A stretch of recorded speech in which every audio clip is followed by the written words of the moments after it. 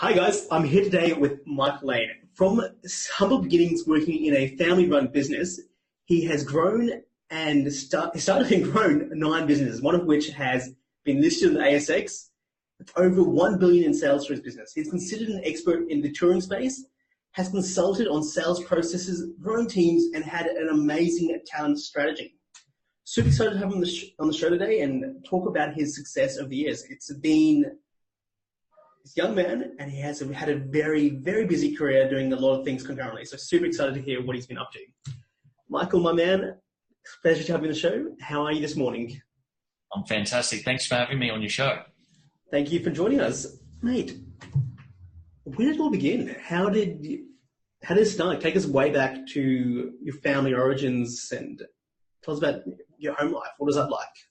Yeah, no, great question. A great way to start. So, typical middle-class upbringing. I had a father who worked very hard, long hours. He was one of these people who loved working weekends, loved working 24/7, and really set a good example to me on what hard work looked like. So, grew up in Sydney, went to school in Sydney. It was at a high school that I went to, and anyone who's listened to this in Australia may know it was a well-known boarding school here in Sydney called St. Joseph's College. And at that school was a lot of people around me their parents had a lot of wealth. Is that Augustinian College? No. Okay. No. So, no. But, yeah, look, I was fortunate to go to that school and be a part of that. And I grew up around people who their parents had a lot of wealth, and it rubbed off on me. And silly things like, in the holidays, you go in a friend's private jet to somebody, another friend's place, and, you got to experience some of these amazing things. And that really got me to start to gain some perspective and going, wow, there's a different world out there, and there's some people out there who are living life to a whole different level. So from an early age, I was in around that environment. Although we didn't grow up in that environment, I had a proximity to it. So was fortunate that some of that rubbed off, and I thought there's a better life out there for me if I look to make some different changes and maybe take a different journey. So, grew up in Sydney and was fortunate to have some of those early experiences which changed my mindset very early on. Okay. So going through that, finishing up high school, what did you do next? Look, I was the kind of kid that, even 12, 13, 14 years of age, I wasn't buying comic books. I wasn't buying magazines that the typical guys would buy. I would be buying Forbes magazine, Rob Report. I'd be buying those kind of things. I used to love International Boat, which was a magazine that I used to love. And I always wanted to spend my time focusing on all those cool things that one day I would have. So a lot of that rubbed off on an early age, and I'd find myself in my room in boarding school thinking about, I'd love to experience that. I'd love to have that materialistic thing. And that was just something that was instilled with me from the age of about 13. So it was a little bit different to a lot of my friends and a lot of their upbringings, I think. Okay, explain that. You just said your friends were rather well off in their families. Where did you find the things like a Rob Report? Because that's, even with someone who's dedicated, Rob Report isn't a normal thing to be looking after. You go maybe other things. But I think the way I kind of is the best to articulate it is a lot of these guys grew up with wealth, and it was common for them to have a nice car in the garage. It was common for them to go on a private jet.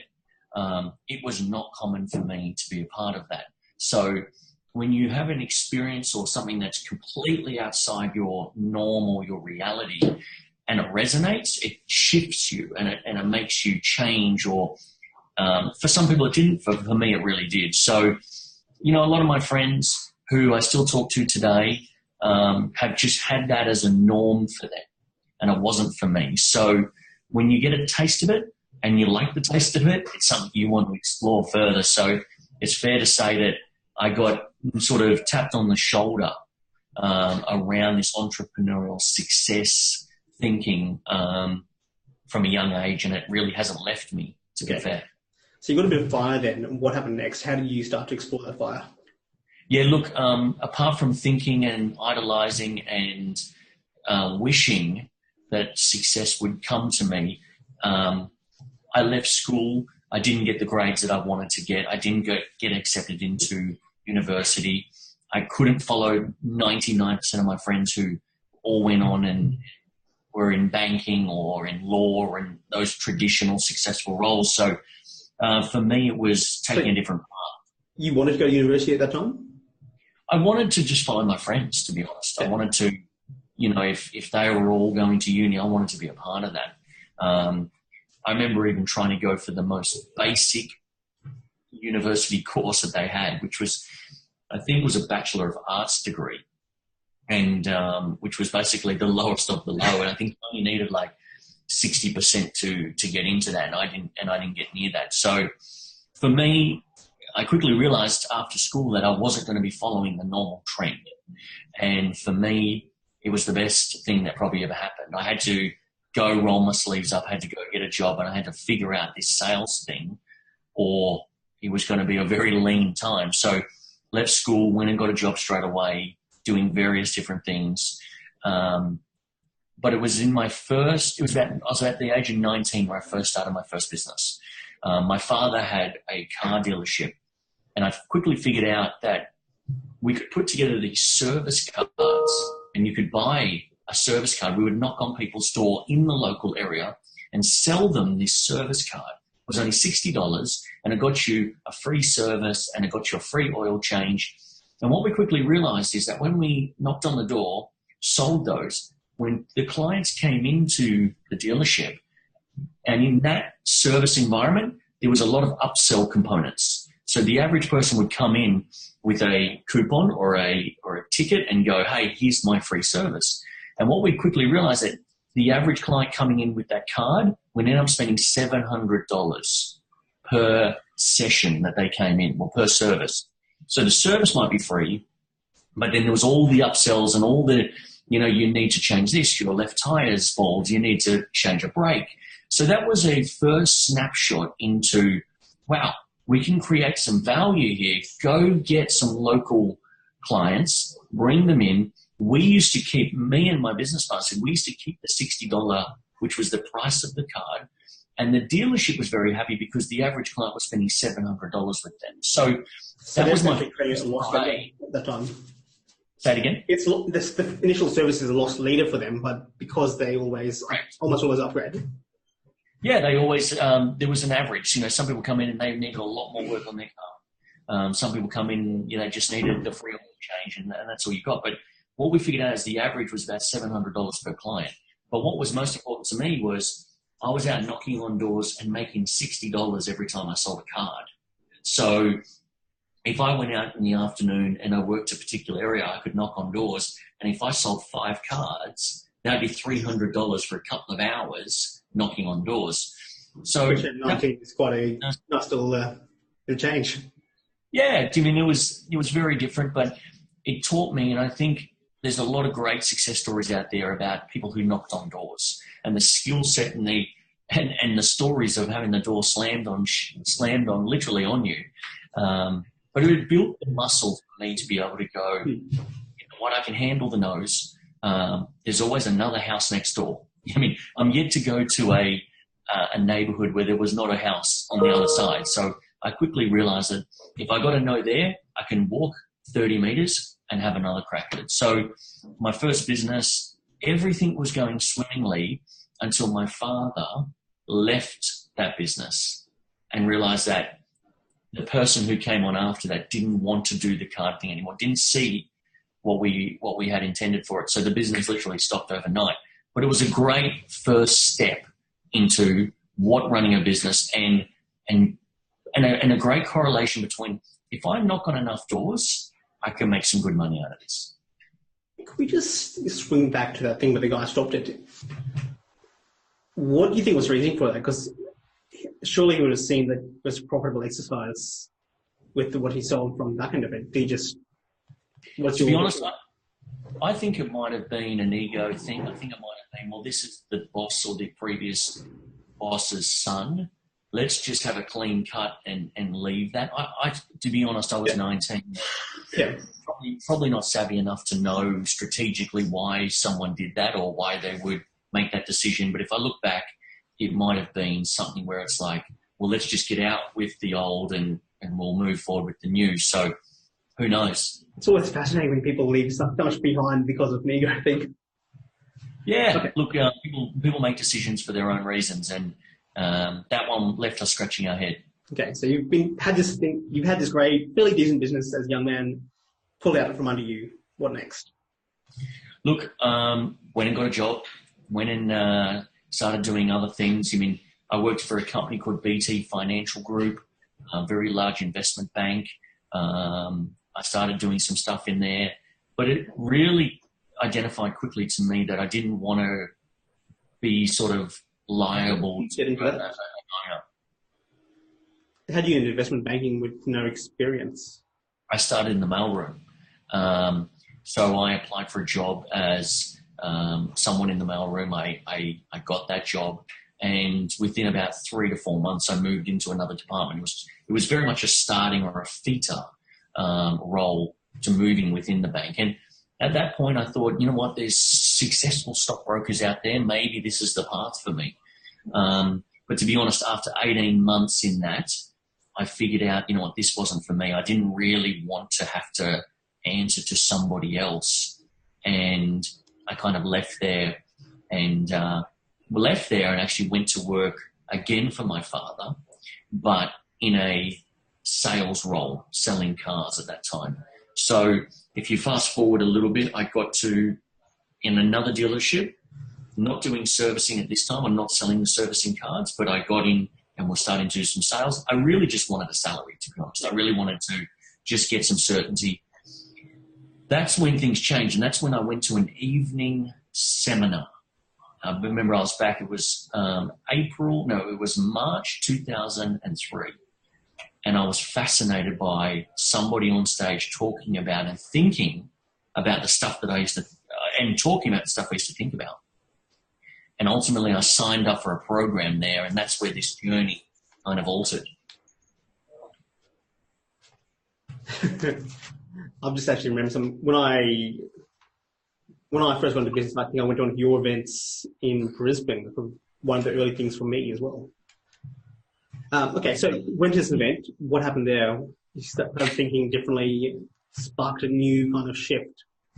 Yeah, I went to the 2 or 3 day program, can't even remember now. Got really excited by the possibilities of success and the possibilities that I can create an outcome or create a life or design a life that I wanted to achieve. And then I built a friendship up with the person who was working in that company who sold me the ticket to that course. And we became friends. And then he said, hey, I'm leaving my role to go work in another company. Again, that was an external company, not a Success Resources company. And he moved over there and said, hey, they're looking for sales staff. Would you be interested in coming along? And at that point, I just wanted to be around success. I didn't know what even the role was. I later found out that it was a commission-only role. And it was a commission-only role selling programs on the phone.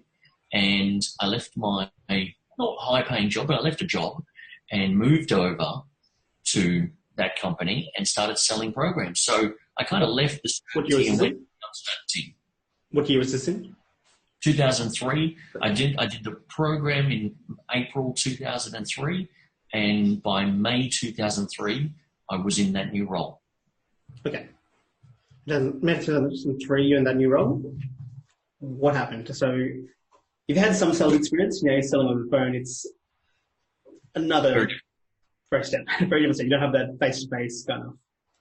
Yeah. No. Look, I'd never had phone experience in selling before, so I turned up. I quickly found my first mentor in that role. He was the sales manager at the time.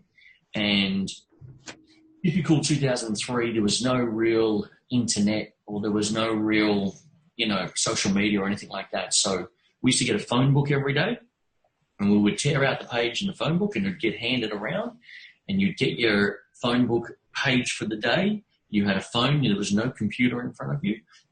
And every day you would make very, very, very cold calls to businesses. And you were hoping that you didn't get the Z or the Q part of the phone book at the time. But yeah, we really started at the bottom, and it was only via the mentoring and the education that I got there that I started to make some money and started to learn and teach and be teachable to start to hone my skills. So that was really the beginning of this journey, I suppose. Okay. From there, what happened next? So you started making sales. From there, I started to make some sales. I started to bring in some good money. You know, some months were $8,000 to $10,000 a month, and that was, again, it's all commission only. It's 2003. It's very early in a new role and a new iteration of my life. But I figured out that I could influence and persuade people if I shared enough value on what they could get. Then I found a way to be able to monetize my conversation. So I learned pretty quickly, especially with the cold call, that you had to have a process, a system you had to stick to. If you didn't stick to that and you didn't offer massive value and you didn't offer a path for them to achieve success, then you were never going to make money. You were never going to pay rent. You were never going to pay for your car.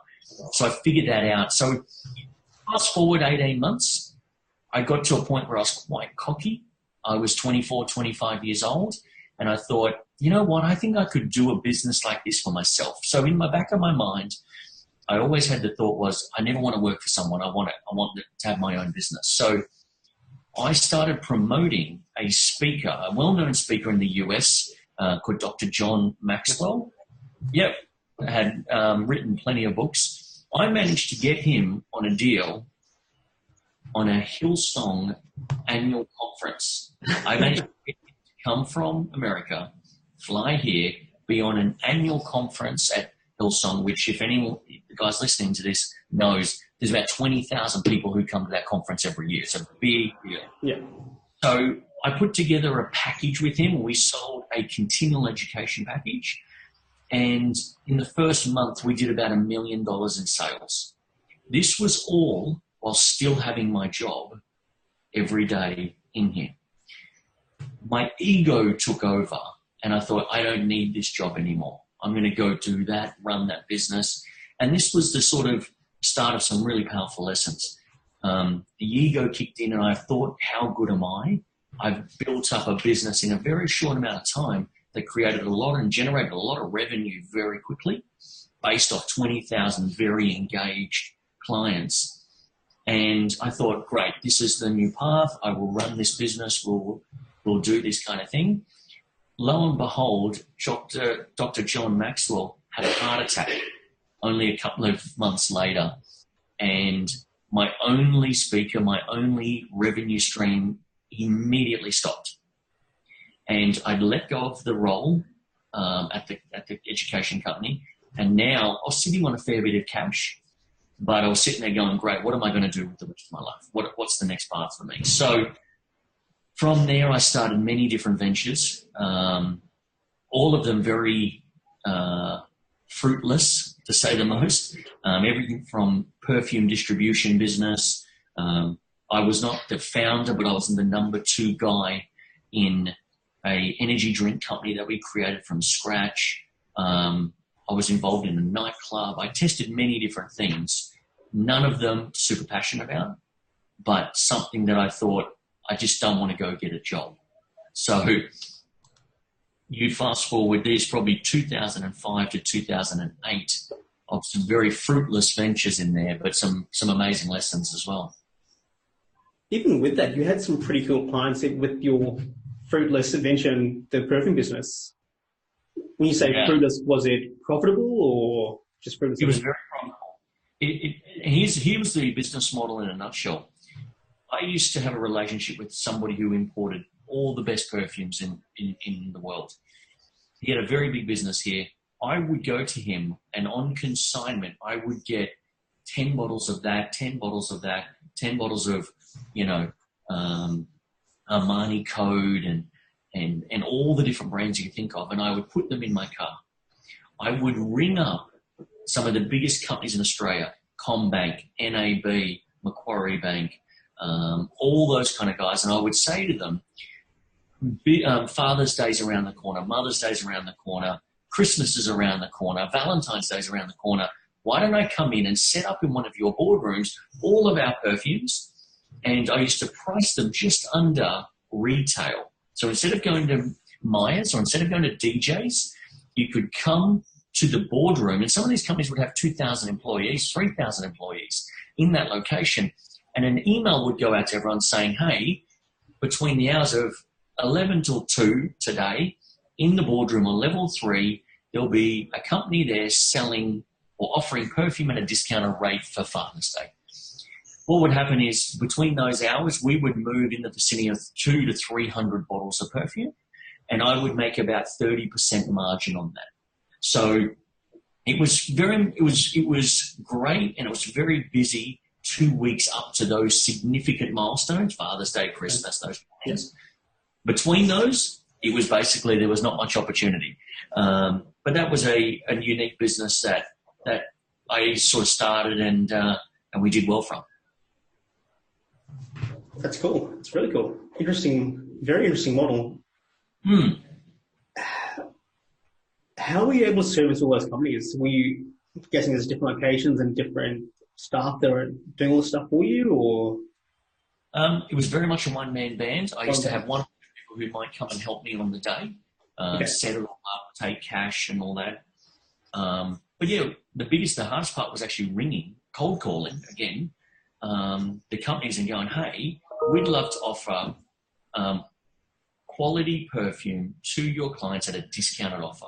And I figured out that if I pitched it correctly and I got the right person in the HR department, they could be perceived as the real winner in this. So the company's gone out of its way to bring in this perfume company to offer its staff discounted perfume. So once I figured out my sales pitch, it became very easy because I would pitch it in a way that they would pitch it to their staff, is that they're going above and beyond for their staff, offering discounts and bringing this to them. So when the exchange, was that you purely an emotional value exchange that they feel good about giving to their staff?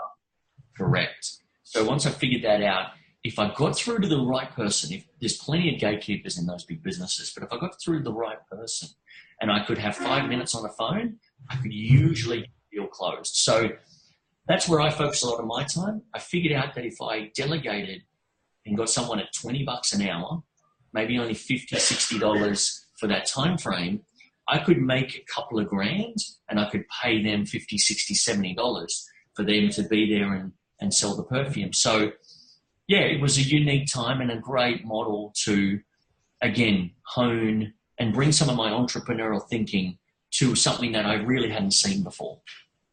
That's cool. With the phone calls you're making, do you have any strategies around how you make those calls, or is it purely just pick up the phone, make those calls, or do you have any kind of engagement strategy? Yeah, look, you figure out quickly that when you get a few no's, you need to change your strategy or you need to have a process. So for the first week, I was there scratching my head going, okay, I need to figure out how do I get to the right person, articulate this in a very quick time frame that they would see value and go, that seems like a win-win. We have no reason to say no for that. Yes, let's make that work. So again, I wasn't scared of no's. I had experience in cold calling. I believed I had a product or a service that would add value to their clients, or in this case, their staff. And I just knew if I made the calls, I could get enough business. And that's the way it worked out. I believe next, after that, you were doing something with executive consulting and sales processes for events. How did that come about? It came about, I'd always still had a passion for personal development, even though I'd done a few years in at that business. Then I left and did my own company. I always had this passion. I was always turning up to an event. I was always catching up with speakers that I knew. I always associated with them. And I could always sell. I figured out how to sell in that process. So was a couple of friends who started their own businesses and started doing things with certain speakers. And I'd done quite well out of that speaker, Dr. John Maxwell. So the perception was that I was successful in having a skill set that could maybe teach other people how to sell. So I consulted to a few companies, and they had some amazing speakers that we used to promote there. But again, I figured out if I could consult to these companies and teach them how to do it, and in some cases, I would go in there and say, what's the next project you have? And here's an example. We used to have, at one of these companies, Jay Abraham was one of the speakers, and fortunate to know and be good friends with Jay. But at the time, he's an amazing, he's a genius, to be honest. But I would bring in my own staff and go, great, Jay Abraham's coming in 3 months' time. I will come in and I'll bring 5 staff with me. We'll run that whole project, and we might bring in $2.5–3 million in that project, and we'll walk out 90 days, 120 days later with $600–700 in commission from running a tour like that. So that was some of the consulting stuff that I've done. And again, it was very much an entrepreneurial thing. I didn't want to come back in and just be on the phones or be a part of a company and be paid a salary for that. It just wasn't my makeup. So I was like, I can come in, I'll take responsibility for the tour. And only if the tour is successful do you pay me all the potential that could come from it. Yes, we would need to cover our staff and the people we brought in, but if we don't hit a milestone, don't pay me that lofty goal. So that was, again, my mindset of going in there and proving through my own experiences, through my own energy, through my own activation, that if I could make it work, then I'd profit from it. And that's based on. Was that something from Jay, or something that you came about by your own realization? Sorry, say that one more time. Is that something you learned from Jay at the time, or is it something you came about through your own realizations? No, I've learned so much from Jay, but leading up to that point, to be honest, I really didn't know who Jay was. So it was from my own lessons and learnings, and probably what I pinched from some other speakers previous to that. Okay. So at this point, you're doing a lot of sales, you're consulting. I know you then moved into work with Success Resources. How did that? I'm assuming that came about because you're in the space. They just said, "You're really good at what you do. Come work for us," or tell us a bit about that story. Here's how it happened. Michael Burnett, who is still our global CEO in Success Resources, he reached out to me just before a Robert Kiyosaki tour in May 2009. And he said, we've got this tour coming up. Did you want to be involved with it? And it was probably perfect timing for me. I'd come off a nightclub that we had, and it didn't work. And there was a few other things that I was dabbling in. But it was at a point where I really had no consistent cash flow. So he rang me and said, hey, do you want to do this Kiyosaki tour? I need your help. We're going to be running it in Sydney. We're going to be running it in Auckland. And if you come in, you can do 3 or 4 months and maybe make $100,000 or so. So I thought, you know what's the right timing? Let's have a look at that. Lo and behold, I came in, and we ran that event, and in the first month I made $25,000. I personally bought in $250,000 in sales post the tour, and I got paid 10% commission on that. So I thought, here it is. I've always had a passion for personal development. It's been there for 3, 4, 5 years previously. I got in month 1, I made $25,000 cash. So I was like, maybe I stick this thing out. Maybe I have a look at this thing and get deeper into it again. So it's fair to say I came back in 2009 in May. I did the Kiyosaki tour. I made some good money quickly over that 3-month period.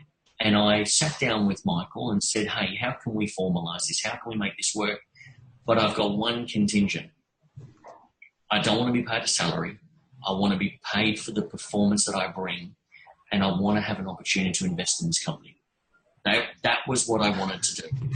So I wonder, and I still think about this, I wonder if he said no. He fortunately, and knock on wood, I'm grateful that he did. He said, yes, I'd be open to that. So that was me, the start of this new iteration, and still what I do today is involved with Success Resources, but it was May 2009 where that really kicked off. Okay. And you invested in 2013, or when did you? The investment process actually started a year later. So if you picture this right, I had very little money before May 2009. Up and down, I'd lost everything by then. There might have been a couple of grand coming in for various odd jobs and those kind of things. But then I started making some good money. Within 12 months, I put an option down to invest in the business. Within 2 years, I invested $600,000 into the business. For absolute congruency, I didn't have 600, I had 300 in cash. I borrowed 300 from a bank. That's when it was easy to borrow for business investments, those things. But in less than 2 years, I paid for my lifestyle. It wasn't an elaborate lifestyle, but I'd gone from nothing to being able to put 300 grand cash into a business. And that was about 2012. So you're about almost 30 at that point. Yeah. So no, 30 was 2010. So I did my first option in 2010. 2011 to 2012 is where I paid all that money. Okay. I know the career over your last part of your career you've made over $1 billion with the companies. Is the bulk of that between 2010 to now? Look, a fair bit. The bulk, 100%. The bulk of it, 100%. The bulk of it was probably between 2013 to today. So if you fast track to today, this year we'll do maybe my goal, which is written up here, says 150 million. We're on track from the last quarter at about 120 million. So this last quarter, we'll get pretty close to 150 million this year. Yeah.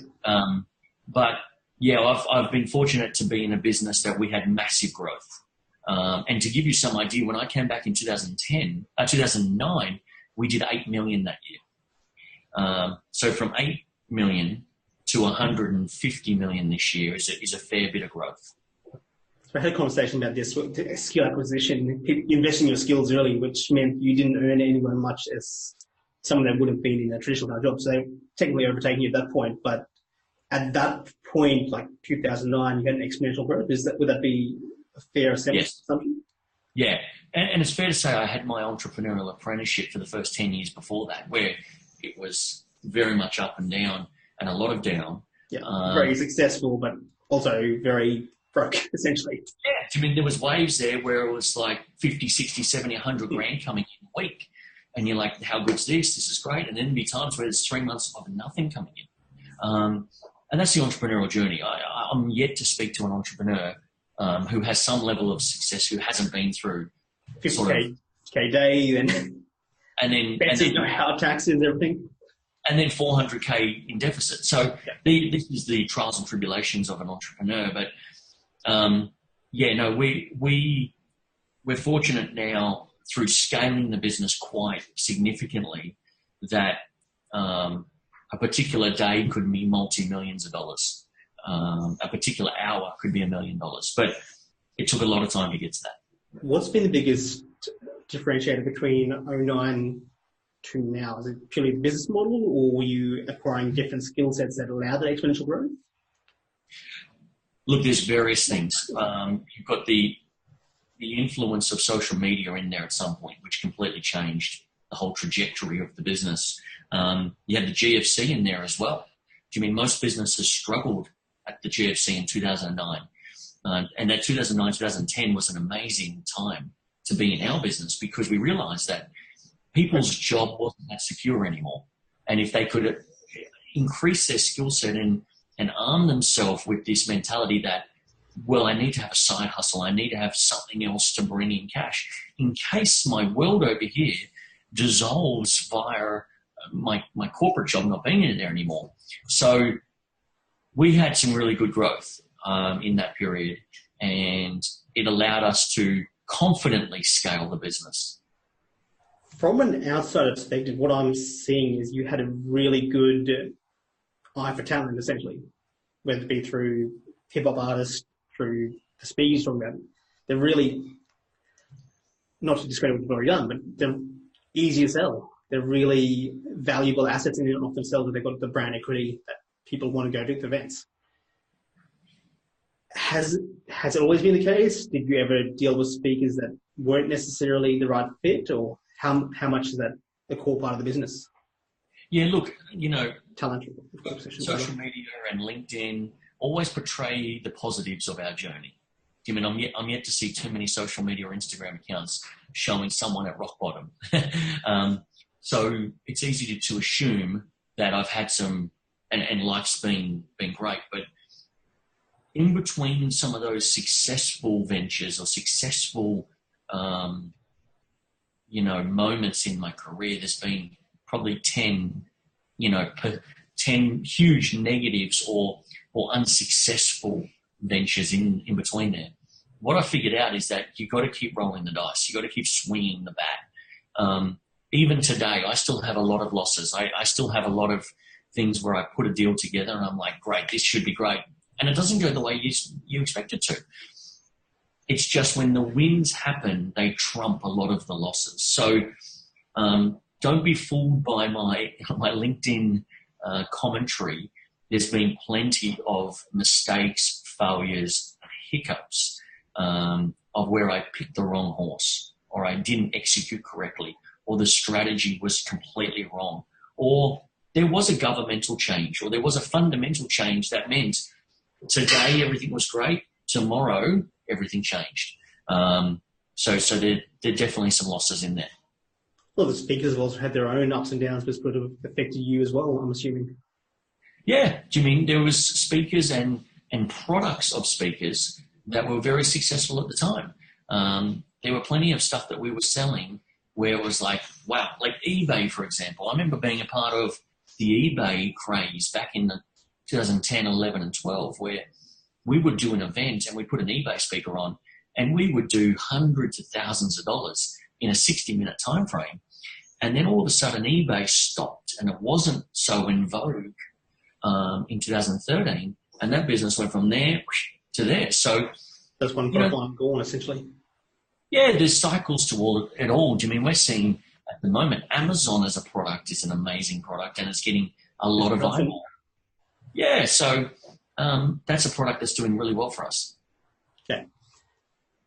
Now, I know you've invested heavily in capabilities for your team and stuff. Can you talk to us a bit more about your philosophy behind that? I think you said 6 figures into video equipment recently. Yeah. Yeah, look, you mean the content strategy and what you mentioned there is a unique one. And I'm kind of the entrepreneur who says, let's make the decision either yes or no. Let's either do this or don't do this. Again, learning from being on the phone is I'm happy to take a no. I prefer a yes, but don't give me a maybe. I can't sit on the fence. So for my mentality, we were late to the party when it comes to content marketing and doing that kind of thing. But when I made the decision, it was a very quick decision. Let's start getting into building a lot more content around who I am, around what the business does, and around some of the speakers that we did. So that investment, we put 100,000 plus into a content department just to follow me around, record some of the stuff I do, put out content without having any idea how it would work. But that comes back to the mentality. I'm the type of person who will say yes and figure it out as we go. Doesn't mean I'm aloof in spending money and just seeing where it goes. I knew I'd figure it out, but I'm not a maybe person. I'm not a sit there and go, well, let's see, if we paid that money and we could do that, then it might work. I'm like, it's a quick yes or a quick no. And in that instance, it was a very quick yes. Well, you've had your speakers are very sort of best known for using those content strategies. How much of a part, if at all, did they have to play with you rolling down to your own business? Look, I observed a lot of these guys running their own content, being an expert. Excuse me. So that all made sense to me. But again, I only started this journey in February this year. That was my very first video I've ever done. So some of these people have been doing videos for 3-4 years. So again, I was late to the party, but when I finally made the decision, it was a very quick decision. Okay. Could you talk us through the whole, what is a typical marketing process for a success resources event, and how do you guys actually make money out of these events? Yeah. So for people listening, the core part of our business is selling tickets to people to come and experience a Tony Robbins, a Gary Vaynerchuk, a Robert, a Robert Kiyosaki event or someone like that. So for us putting on an event, it's about procuring a speaker and about attaining someone. We do the ticket sales, we do the marketing, we do the event management, we do everything from soup to nuts on an event. So fortunately now, social media is such a prevalent part of everyday society, and we invested in online and making money online from, about a decade plus ago. So this day and age, it's great to be able to work with some of the best brands in our industry. And with that comes higher expectations and maybe sometimes larger investments in the talent. But it also brings a brand recognition that when we go live with somebody, the market is already aware of who that person is. There's some kind of association or perception that this person has got a great message and can teach me something. So, fortunate that when we go out with the Tony Robbins launch of a program, we know that in the next couple of weeks we could do $1 million in ticket sales from that. So, very much the front end engine of ours is social media and putting that awareness and getting it, leaking it out into the niche markets that we like to dabble in. And that's kind of the way, that's our front end machine, is really putting our message out there into people's awareness where they're associating with our industry. How much would you say data has to play with what you do? Do you guys do remarketing, other traffic sources other than Facebook? Various. You mean Google? We spend a fortune on Google, LinkedIn, Instagram, affiliates. There's a whole heap of stuff that we do. But it plays a massive part in the front-end engine. And data specifically is key.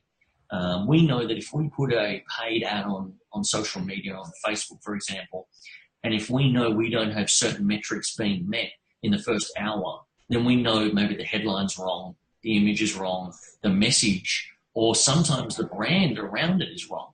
So we have staff in this office just locally who monitor that, and that's their full-time job. It's just monitoring campaigns, monitoring the data, and giving us real-time feedback on the success of each campaign. And to give you some idea, we might have 120 campaigns going at any one time. So it'll give you some idea. Now, that's that Facebook, might be, Google, LinkedIn, mixture? Yeah, multiple channels, but it could be multiple events, it could be multiple tours as well, and it could be multiple speakers within the tour. So, yeah, we have to rely on the data very consciously, and we have to react to that. How granular is it? Do you know the value of subscribers per, cohort that they've come in from, or is it more, overall? We monitor everything, and every talent is different. We know that we can acquire a sale online with the Tony Robbins brand at a cheaper rate than we can do it with, say, a Gary Vee or somebody else. So each have their nuances, each have their metrics that go, yep, we're on track, and that's within the band that works. But you've got to have a real understanding of, A, how to read the data, but B, how to move the needle because of the data. And it's not an easy job. I mean, I see a lot of people in my industry maybe secure a good brand, put it out there and believe that just putting the brand or that head or that face out there will attract the crowd. And it doesn't happen. Do you mean I famously saw what I think is probably one of the best events I ever attended, and it wasn't our event. It had George Clooney, it had Russell Simmons, it had 3 or 4 other very significant celebrities. And I bought a ticket to it going, wow, this will be an amazing event. I think this will have 3, 4, 5,000 people. I was shocked to turn up and see that I was one of 300 people in that room. And I look at that and go, there is truly an art. It's more than just getting talent, putting it out there and hoping that everyone comes to it. It's a lot more sophisticated than that. So there's definitely an art. Fortunately, we've been in this business for a long time and we've got some great IP that allows us to monitor and measure those metrics and act accordingly. How much do you invest in an average event in terms of marketing it? Again, each event's different. We just finished with Gary V. We had 11,000 people on that tour. That tour is multi-million dollars to pull off. And our industry, if your listeners don't know, you have to pay this money up front. This is not like, oh, Gary, we want to use you, but we'll pay you after the tour. I mean, that doesn't happen, right? So you need, in some cases... Like 6 figures per event, isn't he? Yeah, look, almost. For us, we've got a great relationship with Gary and we partner on a number of businesses and we remunerate and we monetize different events.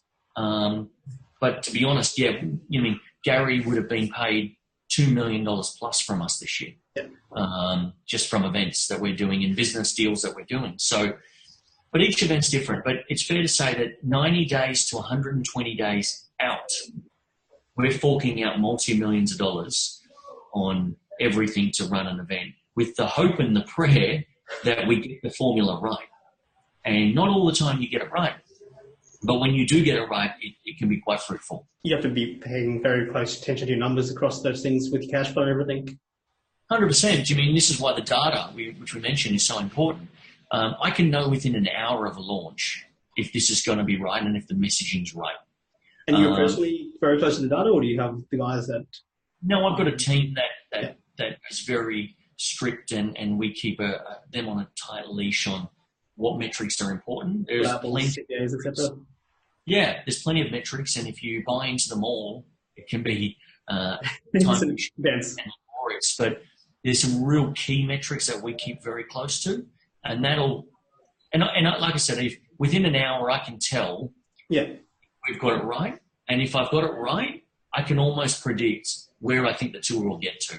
Just having done, hundreds, thousands plus events, you figure out that and you get a feel for what's going to work and what's not. Okay. So moving on from that, you have invested in other things as well. You said you're very much about finding the right people and getting them to do what they do best, giving them the capital outlay. What's been your strategy behind that? What kind of things are you invested in? Where do you see yourself in the future? Yeah, look, again, I've got that entrepreneurial flavor, theme, bug. I had a coffee with somebody today, and I always kind of either finish a conversation or finish a meeting like that by saying, is there anything else you're working on that maybe we can collaborate together with? That's always been something that I've done, and it's paid me very well over the years. But I'm always open to opportunity. I'm yet to find an entrepreneur who doesn't like opportunity. It doesn't like, a deal or hearing or being involved in deals. So, for me, my antenna is always up. I've always got an ear to the ground. An example of that is I did some sales training with my team this morning, and I talked to them about having two things. And initially you have one thing, but the initial thing is, what's your $1 million idea? What's your $1 million deal? I believe everyone should have in their pipeline at any one time $1 million deal on the table. When you've done that a few times, I believe everyone should have the second component, which is everyone should have $1 billion idea in the pipeline. That's something that I've always lived by, and I've always got multiple deals on the go. Doesn't mean they all come off. 9 times out of 10, they don't come off. So for me, I'm always swinging the bat. I know that if I swing the bat enough, the ball will hit the bat. So for me, I'm very deal active. I have a number of deals that come across my desk. I suppose when you're in the success game or education success game, you get a lot of very interesting people and very interesting ideas. Yeah, and you get a lot of ideas come over your table. You get a lot of deal flow. and a lot of them are a little bit crazy, but every now and then you find one to go, damn, that's got legs. So I've never been void of opportunity, but I make sure it's consciously a part of what I am about. And again, that's why whenever I finish a meeting is, what are you working on that potentially we can collaborate together on? Even if it's outside of your core business, is there anything you think I can add value on? That's a very normal, common part of my meetings, and that served me well over time. That's amazing. That is very exciting. In regards to risk and everything, how do you invest? Do you have a set kind of philosophy on how you put this towards something that's more risky, something that's safer? Look, my philosophy is I'm very much a passive investor. What I mean by that is I'm busy enough with our 8 companies here and a few other things that last thing I want to do is go actively have to work in investments. So I'm very much the investor. I like investing in funds. I like investing in stuff where I've got experts who are running that and I don't need to be actively involved. So I've got a number of investments, I've got a number of properties, and those things are all passive, and I don't actively work in those. With the properties, is that also investing in somebody who runs that side, as in they'll go and find the deals and do it for you? Potentially. I've done that in the past. At the moment, it's just sitting on residential property. I actually sold some property in the last 2 years from a cash perspective.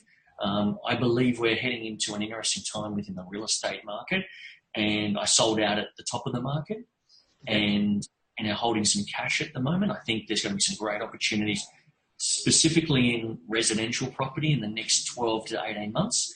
But I think property is an interesting thing, and you've got to be able to pick the cycle. And if you don't pick the cycle, it can be almost a 20-year run of getting the outcome that you're after. So it's being able to pick the trends, but to be honest, it's about getting the right advice. It's about being in proximity to people who are experts in those fields who can help you go, Michael, I think you should sell that property in the eastern suburbs of Sydney. I think it's reached its potential. I think if you pocket that money now, I think it will be advantageous. So I'm always trying to get around who is the expert in that space. Tell me about your average day. So do you have a family at the moment? I do. I'm married. I have 2 kids. I have a son who's 7. I have a daughter who's 7 months.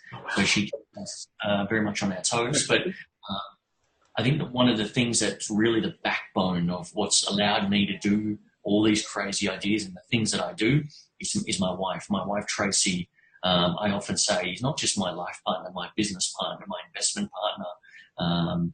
And we very much are in this together. Despite her being an at-home mum at the moment, she's absolutely an entrepreneur. She has multiple opportunities on the go despite being a full-time mum at the moment. But she understands the trajectory that I'm on. She understands the plans that we have together. And she is absolutely the backbone of this operation. That's amazing. That is really, really cool. So with that, you got this all happening. What are you going for in the future? You mentioned that you're building into your own brand in a public persona. Are you wanting to be speaking yourself soon, or is that... Definitely not.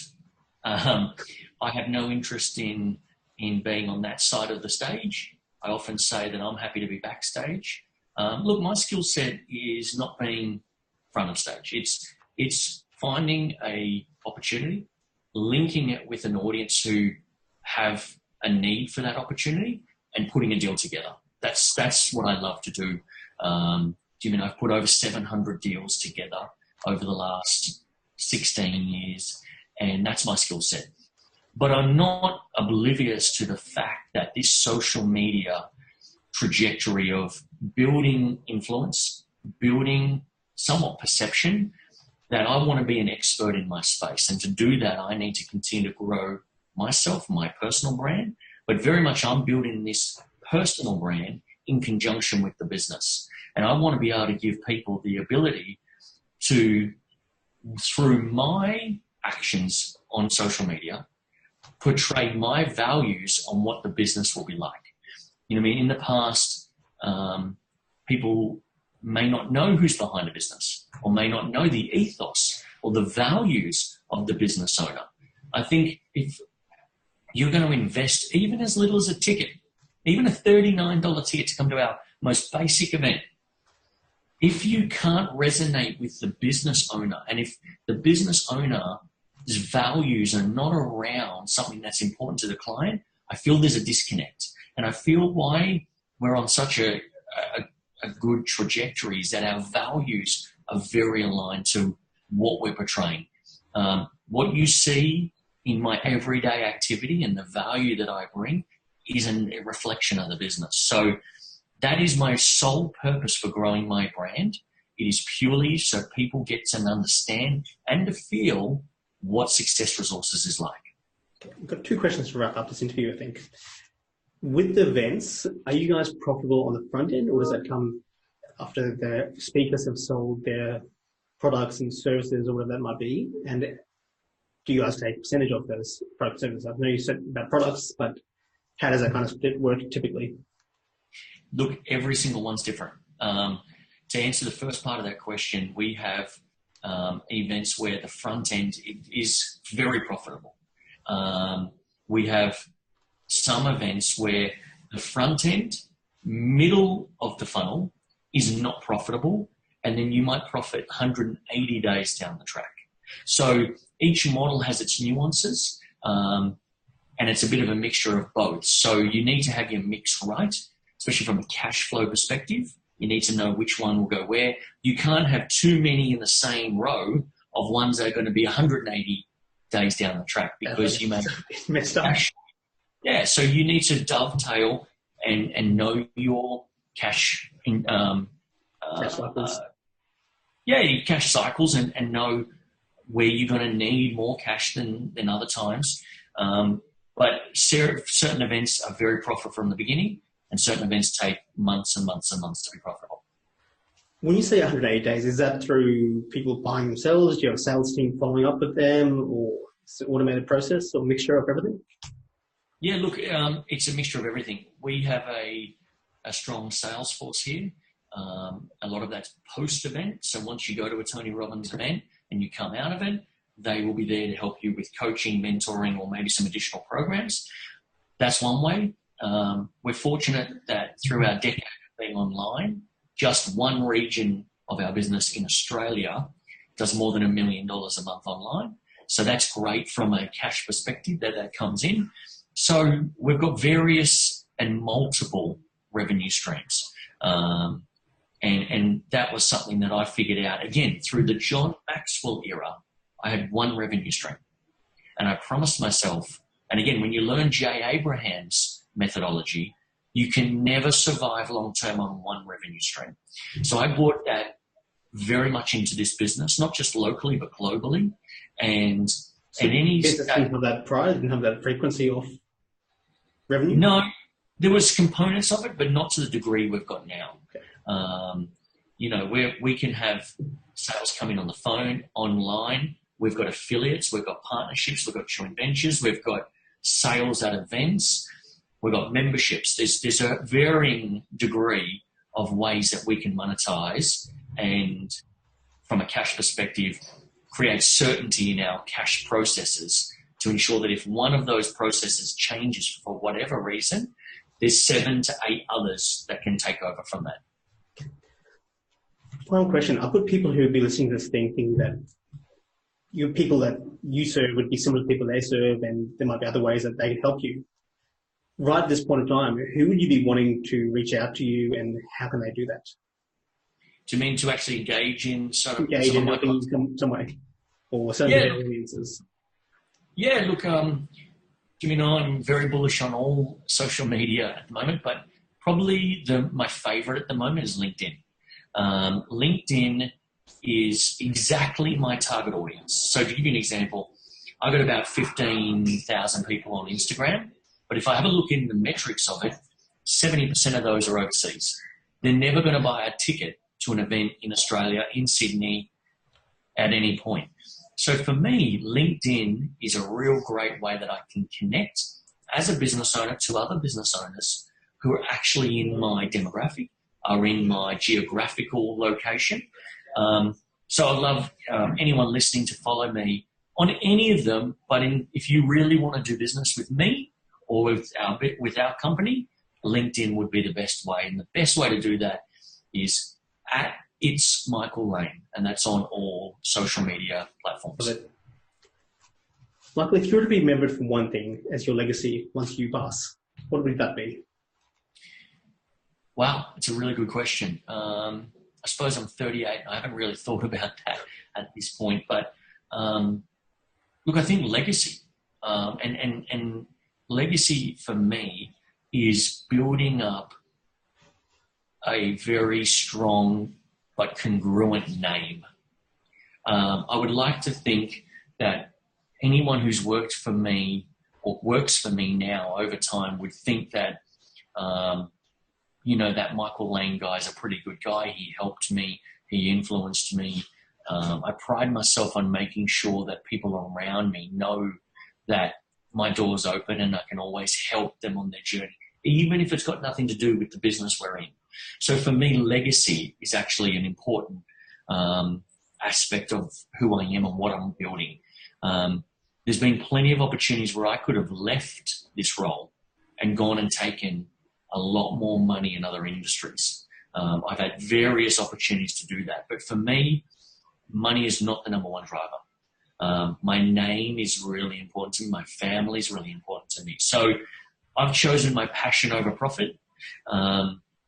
The money is secondary. When you have a taste of money and you realize that it's fleeting and the happiness that you get from having money dissipates very quickly, you realize that it's not about the money.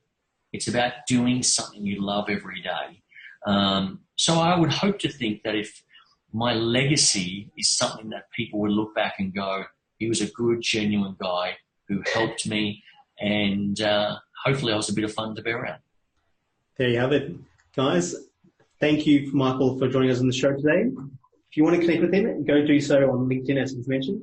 And please go to some of these events. If you haven't already been to a lot of these speakers, they are transformational. He's transformed his life. I've been to some of these events myself in the past, and they are incredible.